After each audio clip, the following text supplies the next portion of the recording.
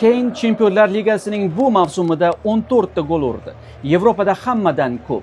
Lekin Tottenhamdan ketayotganida javob berishi kerak bo'lgan savolga hali ham javob topa olmadi.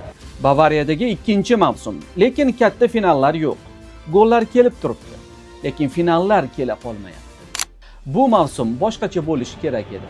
Bavariya 2 o'yinda PSG darvozasiga 5 ta gol urdi. Keynning o'zi ham 94-daqiqada gol urdi.